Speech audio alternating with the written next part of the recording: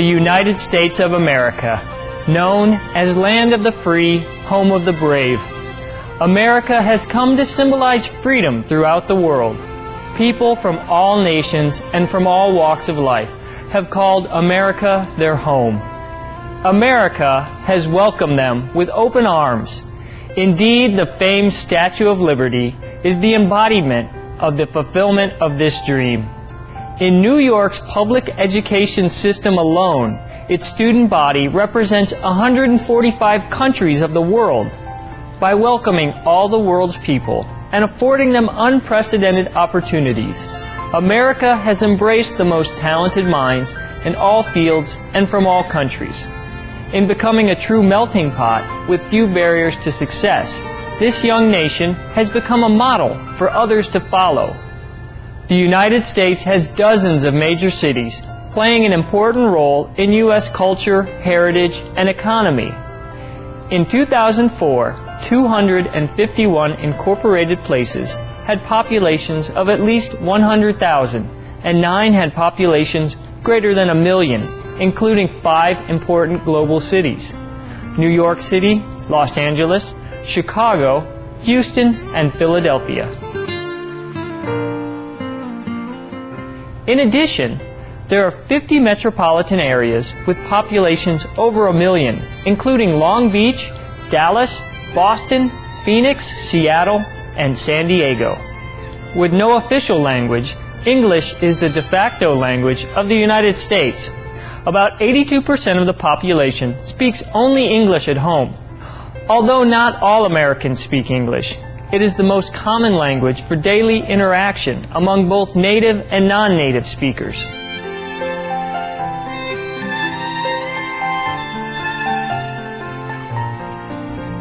Opportunities in this country are only limited by our imagination and our ability.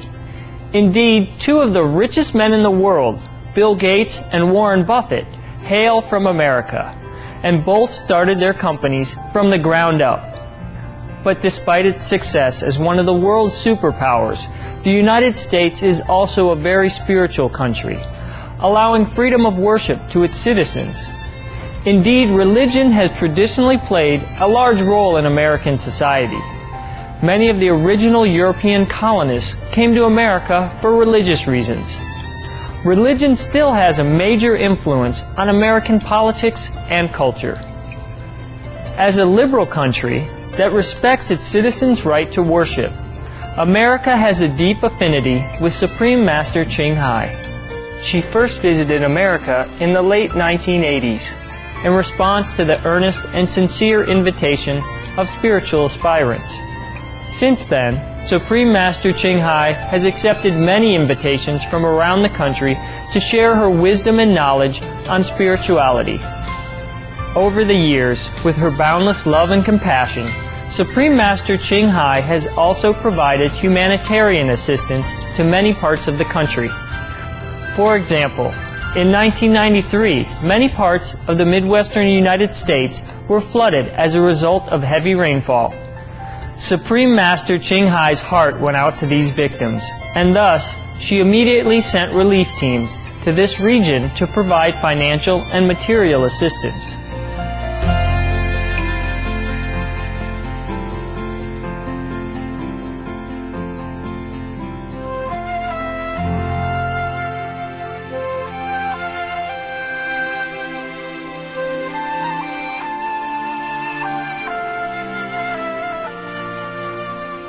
In 1994, in recognition of her compassion and contributions to these states, the governors of 6 Midwestern states, Illinois, Minnesota, Missouri, Iowa, Wisconsin, and Kansas, presented Supreme Master Ching Hai with the World Spiritual Leadership Award, and also proclaimed February 22nd as Supreme Master Ching Hai Day. And in the face of the worst human tragedy to ever occur on U.S. soil, on September 11, 2001, Supreme Master Ching Hai had also responded by immediately sending relief teams from around the country and all over the world to Ground Zero in New York City. Supreme Master Ching Hai's financial contributions amounted to over $300,000 US to organizations aiding the victims. Contributions were given to the Virginia chapter of the American Red Cross, National Red Cross in Washington, D.C., National Salvation Army, Crisis Link, an organization to help the families of the Pentagon victims, and the Virginia Hospital Center, where many of the injured victims from the Pentagon were treated. In New York, Supreme Master Ching Hai's contributions were directed to the Salvation Army, the American Red Cross, and the Firefighters Memorial Fund. Additional contributions from Supreme Master Ching Hai were allocated for relief supplies. Our association members on site at Ground Zero provided supplies, medicine, and daily nourishment of delicious vegetarian food and hot coffee to relief workers. For rescuers who were in areas too dangerous to leave, the Ching Hai Mobile Meal Truck, the only mobile food unit at the time, delivered food directly to those workers.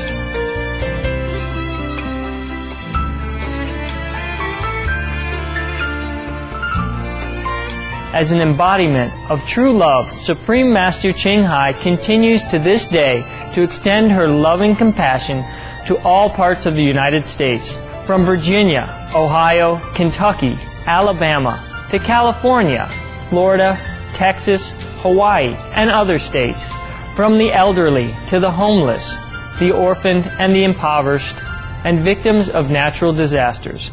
All are recipients of Supreme Master Ching Hai's love.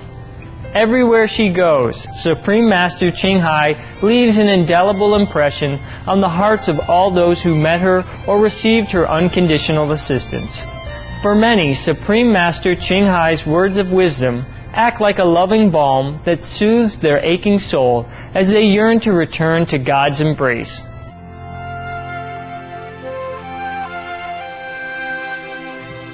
We now invite you to listen to the following lecture given by Supreme Master Ching Hai in Colorado, USA on April 10, 1993, entitled Enlightenment is the Key Answer to Everything.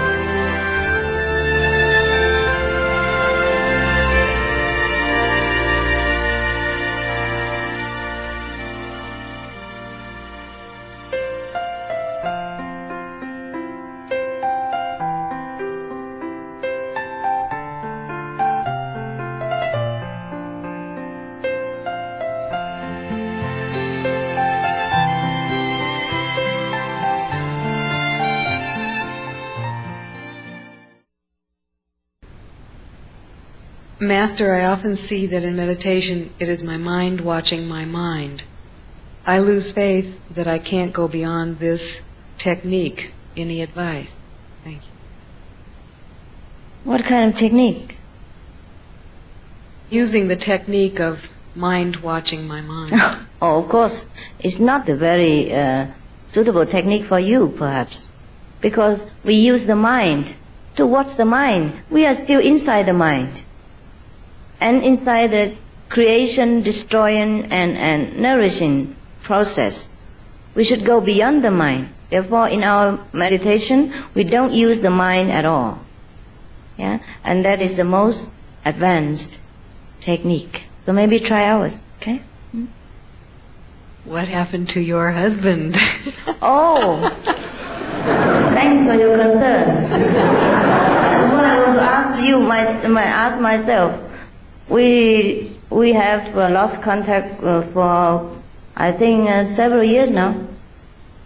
When he waited for me 6 years, all right, and then he remarried after 6 years. And during the time, we write off and on half a year a letter or 1 year a letter. And after 6 years, he got married again with a vegetarian doctor, wife. And then he got a son. Yeah, and he reported that to me. That was the last I heard of him. If you are interested to know, maybe I go into the second level and have a look at his future. Master, how important is it to see the light 18 inches in front of me? I only see it close to my forehead. It's fine. It's a good beginning. Don't worry. It will grow further.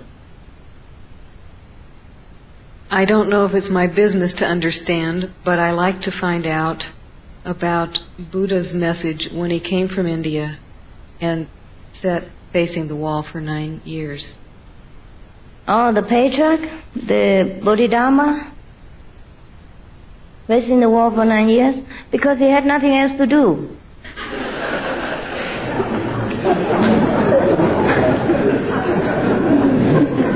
If it hasn't been for you, I would probably sit and face in the ceiling for 19 years. It's equal to an enlightened master. You see, if they have things to do, they will do it wholeheartedly. If they have nothing to do, they just do what they want to do. Yeah, that's it. And if you love the war so much, why not?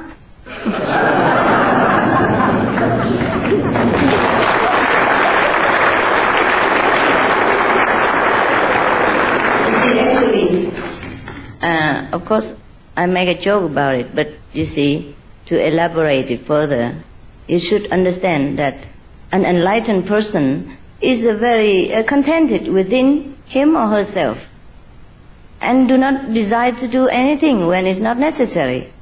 For example, if I don't come to you, or if I don't lecture, or if nobody requires me to come out to see them or talk to them, I'm always in my room. Yeah, of course, sometimes I like to take a walk in the garden or in the forest whenever it's there. If not, I stay in my room. I do nothing, I'm just happy.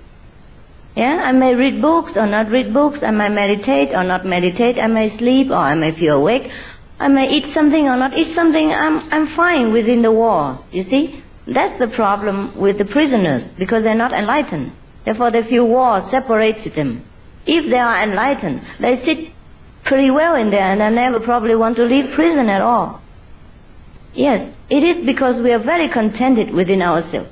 You see, therefore the patriarch, he sat there and he felt good. Yeah?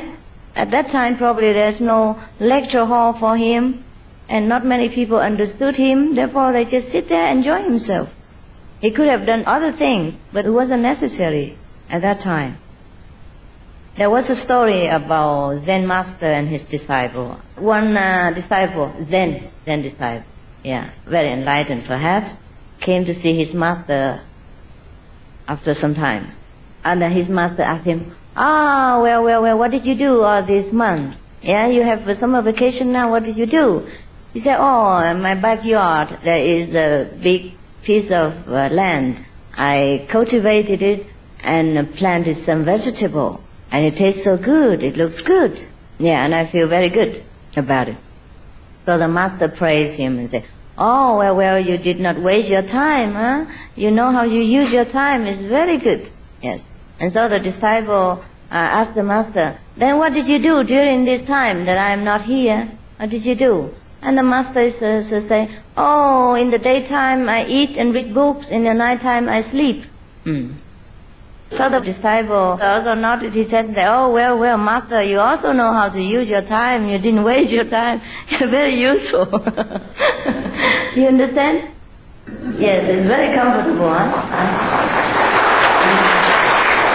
It takes an enlightened mind to understand an enlightened mind. So that's what it is with the enlightened people. If they have work to do, they do it. If they don't miss anything.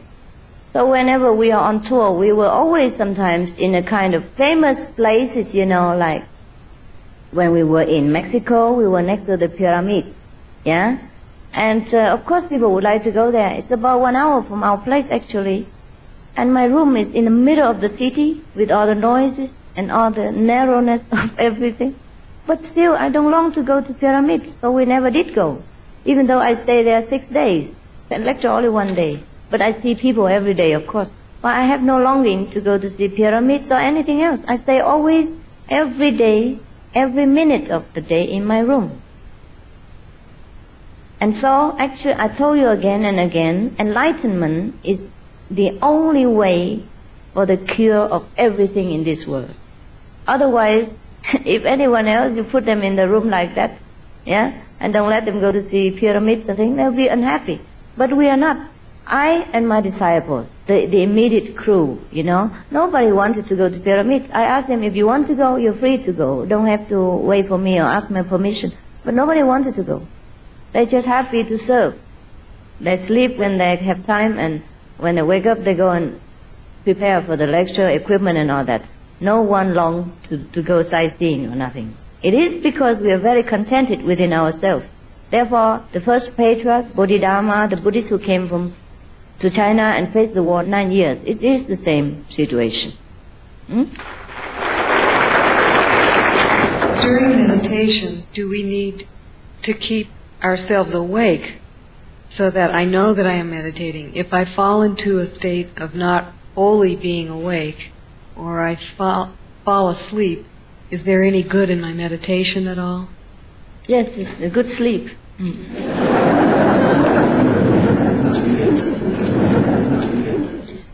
I've been on a vegetarian diet for 3 months, but I can't cross my legs because there's a problem with my legs.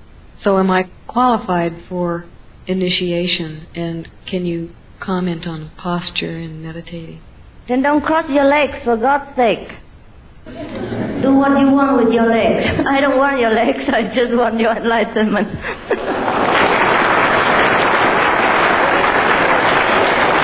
then I will cross my legs, fine.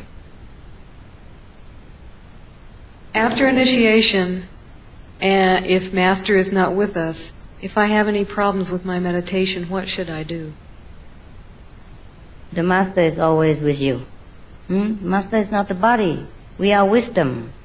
We are connected with the whole universe. And the Master, who is worth his name, is omnipresent. So whenever you're in trouble, the Master knows. And the Master is always helping you to progress. Whether you see the Master or not, it depends on your power of samadhi. Otherwise, the Master is 24 hours awake and taking care of you. So don't worry, okay?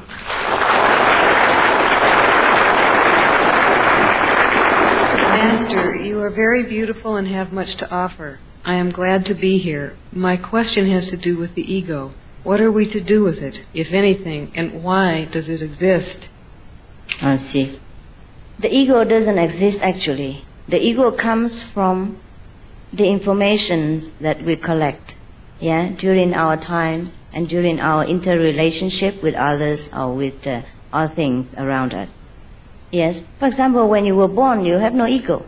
But when you grow up, and then you know yourself to be beautiful or handsome, like me, yes, then the ego begins to grow, and everybody praise you, wow, you're beautiful. And then you had a PhD, you grow more in pride, and that is the ego, But don't worry about it. It's just a good accessory sometimes.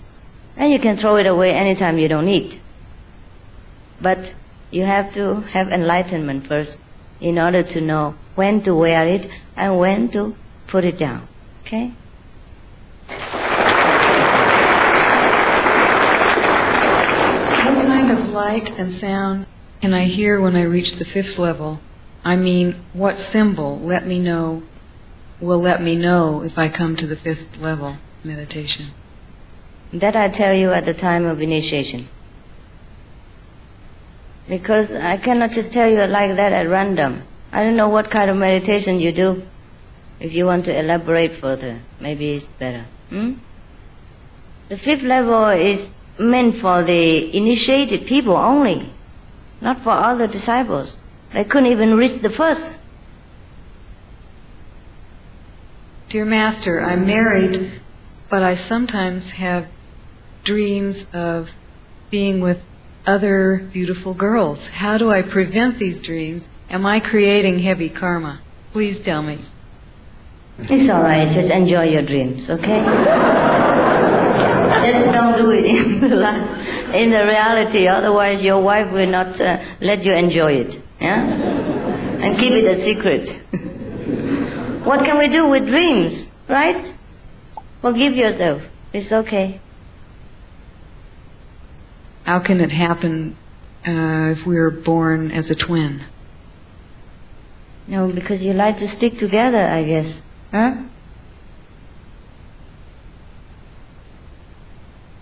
that you have affinity with each other. And you want to go out at the same time. You have companion. No problem about twin, yeah? We are twin ourselves. We have both feminine and masculine aspect inside. And if we reunite that, we are happy, yeah? And forget about the physical aspect. Dear Master, please let us know more about energy, the relation between energy and peace, and love.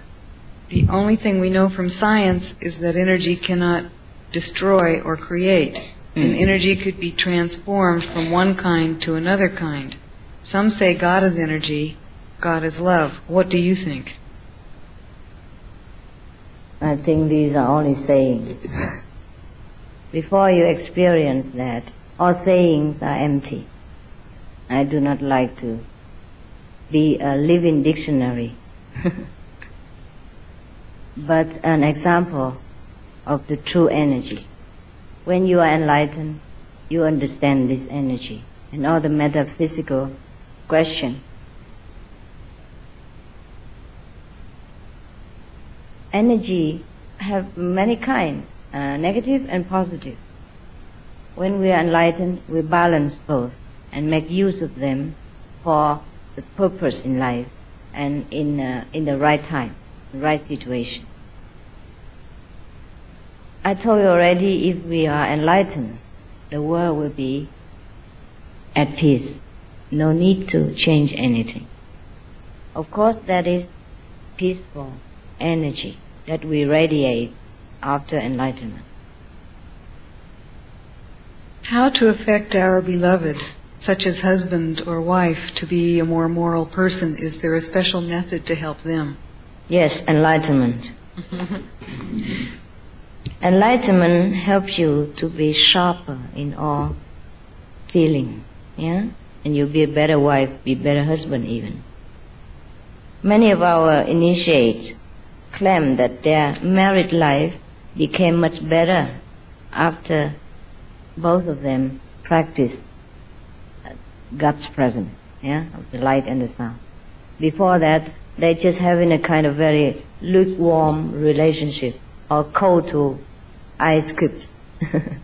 And after enlightenment, they know how to care for each other, and they feel more toward each other. Dear Master, I've had a lot of nightmares in childhood. Now the nightmares are gone, but I still dream frequently every night. Please tell me why, and are these dreams involved with my karma? Maybe you had a very rough life before. You live in truly nightmarish life. Therefore, the influence still linger up to now.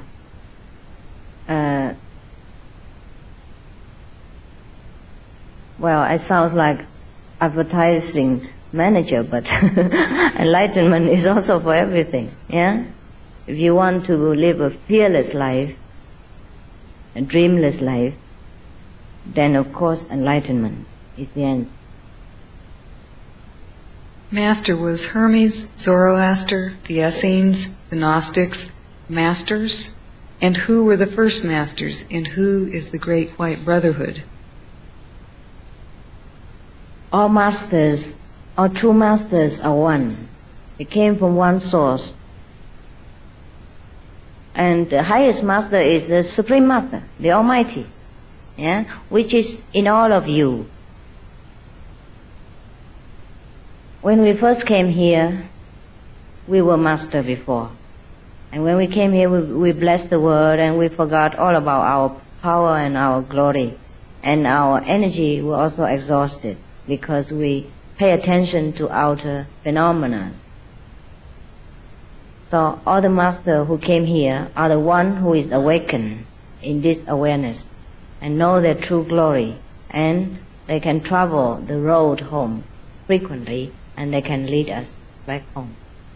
So no need to discriminate between any master. All the religions are founded after the master has gone. Therefore we have a Christian after Christ, Buddhist after Buddha, etc. Okay?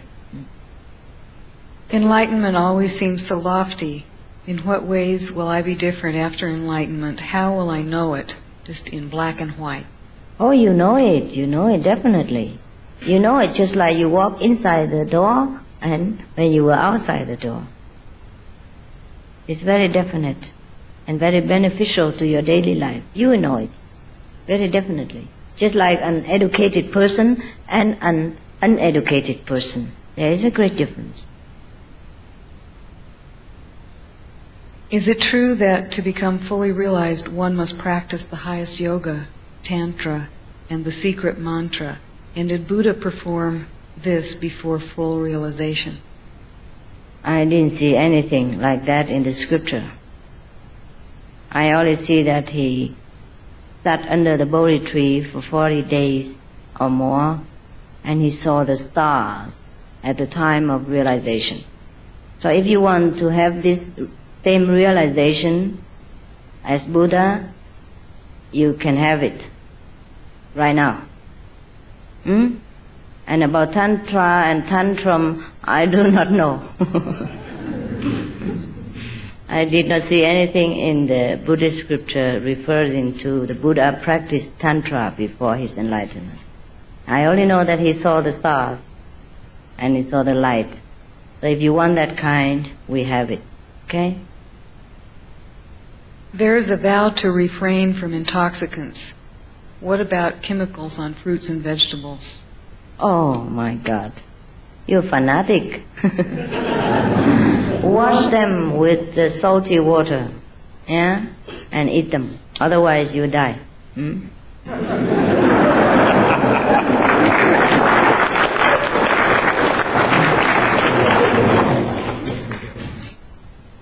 Yes. Since I started the vegetarian diet, my son, who is 7 years old, asked, "Is it another no-meat day?" I realized my son was born with great nature of not eating meat, but due to my ill concept, I started his meat-eating habit. How can I restore his greatness and reduce my guilt? Then take time. You have taken much time and effort to force your son into meat, and now you have to take the same amount of effort and time to reverse. Dear Master, please explain what kind of karma is it when there were dictators like Hitler, Lenin, who caused the wars that killed millions of people and made millions of others suffer? That is a collective karma of mankind, which, as I told you, are byproducts of the interrelationship between human and other beings in this world or other world. And that kind of byproduct became a kind of very forceful, strong energy hang around our Earth atmosphere. And when it's too condensed, then it has to manifest into some kind of visible form, such as the very grave dictator who kills millions, etc., as you have asked. So therefore, these people are not to be blamed also, in a sense. But ourselves are to be blamed. If each one of us lead a life of virtue, keep the commandments, and refrain from killing of any kind, including the indirect killing for keeping the vegetarian diet, and the world will have never bred this kind of dictators in the first place. These are there to remind us of the virtuous way. And if we are not awakened yet, then these things will continue to remind us until the whole mankind is awakened. What is anger? Why does it boil inside of us? And how do we release anger? Sometimes it helps, to release it outwardly. Sometimes we, between husband and wife, or man, or parents and children, there exists some kind of tension. And after you have cleared it together, you clear the air. It's also helpful. whatever comes naturally, just let it be. If you cannot control it, or you cannot control completely about it, and just try not to bear hatred in it. Just express what you feel, express it in as best manner as you can. Because sometimes anger, when swallowed too much of the time, will breed disease within the body. So the best is that first we have the virtues of God, and then all the passions, many like anger, greed, attachment, will subside by and by. Yeah? You said only human beings can become a Buddha. I want to know, if a disciple passes away and he's on the 4th level, does he need to come back to this world to be a human being, and after that to study until he becomes a Buddha? No, he doesn't have to. He study from there. The master will continue to teach the disciples and never leave the disciples until the disciple completely realizes himself.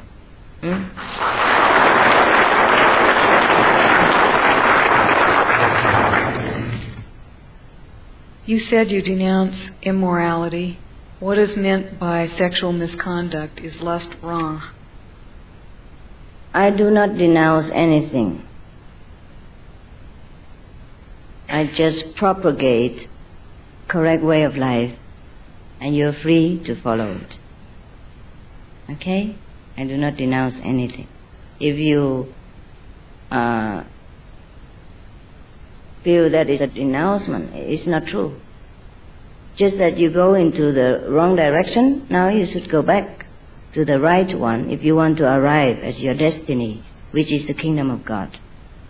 Too much sexual abuse and indulgence tired your body, exhausted your mental power, which should be conserved for the greatest enlightenment, to help yourself and to help mankind. It's more noble that way. That is all. Yeah? Sexual misconduct means you have too many girlfriends, too many boyfriends, too many husbands and wives. It exhausts your storehouse of energy. Okay? How do you suggest that a person go about attaining enlightenment when that person lives in extreme and almost constant pain?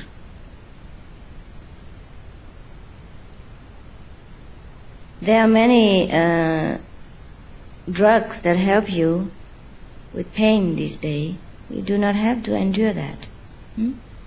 Medicine you can take in order to prevent the pain, and then when you are calm and peaceful, then you can meditate. Please let us know if the comforter that God sent, the Spirit of Truth, is only one comforter or a few comforters.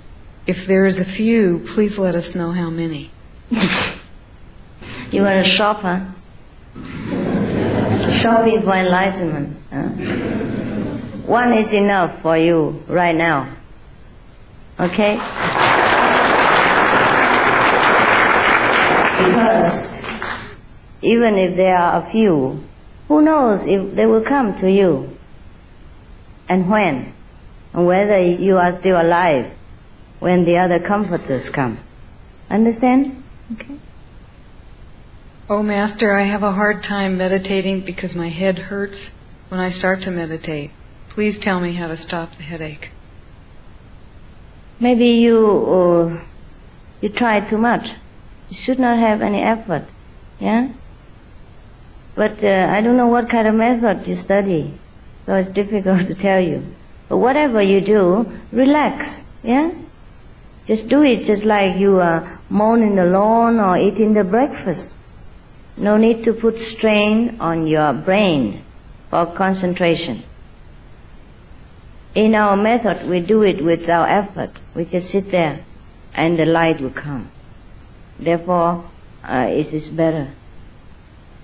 What does it mean when some people are absent-minded, when someone talks to them and they just don't react or they instantly forget what you just said? Is it because they're too mental and they use their mind too much? How do I know? You ask them. Dear Master, when you die, where does your soul go, and what happens to your energy and karma? Me or anyone? It says when you die. When you die. I will tell you after I die. Too early. I mean, I'm still very young. If after being initiated I still make a mistake like eating meat or having an evil thought, does it mean that I'll be disconnected with God or suffer some bad punishment? Evil thoughts, you might not be able to control it immediately after enlightenment, because just like the car brake, you see, when the car run 60 miles an hour, and if you want to make it to brake it, it's slowly, yeah? So it probably takes us some time to be able to purify completely yourself. But the meat, you can avoid it, yeah? Except when you don't know it, and you eat it by mistake, then it's fine. But you have to meditate more on that day to clean that. Because that's a very heavy karma. That's what makes people ill, what makes our body suffer, and what makes we go to hell afterward, to repay for the suffering of other beings.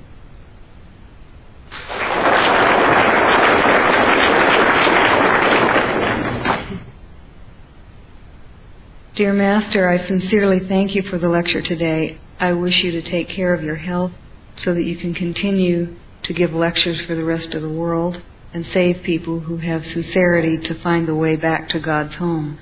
Thank you again. Please take care of yourself. Thank you.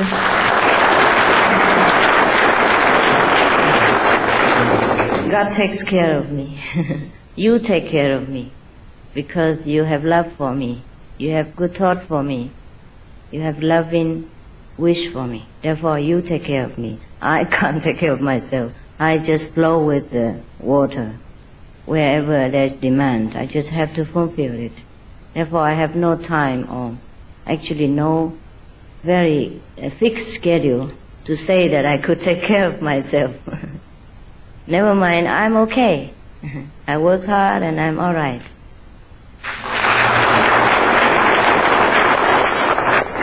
This question is about discipline. I find that I am very devoted to trying new techniques for a period of time. When I do not see results, or when I get too busy or too tired, or when I just give up, I don't stay with the discipline. How can I push through my weakness and continue with daily routine and mastery? Of course, if you have a method and it doesn't work very well, and also maybe you do not follow the practice regularly and diligently and sincerely, then you will lose your faith. Yeah? So try to do what is instructed, and then your faith will grow more with the result. Of course, if you don't have result, you don't have faith. And the less faith you have, the less result. So you'll be in the circle. Master, sometimes during meditation with the convenience method, sometimes I feel a chill from my spine going up to my head, and then there seems to be a feeling of energy encircling my head.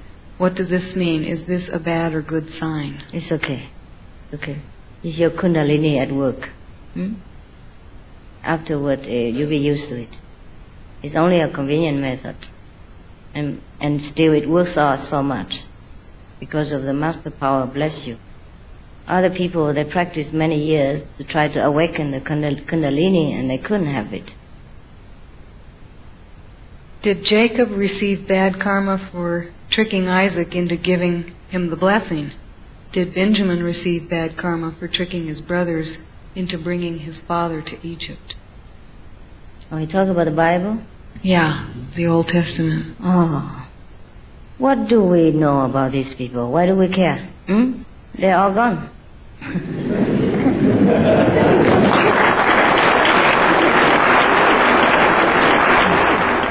That's it? I'm relieved? That's the last question, yes. Oh, fine. Thank you for your attention.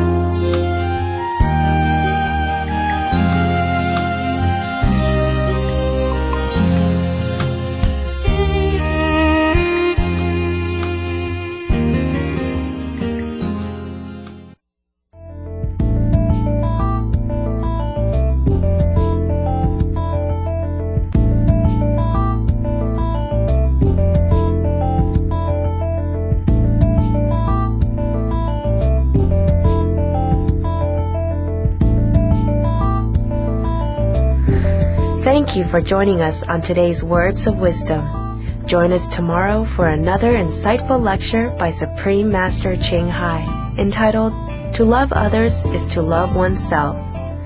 And now, please stay tuned for a journey through aesthetic realms, only on Supreme Master Television. Have a day filled with love and God's grace.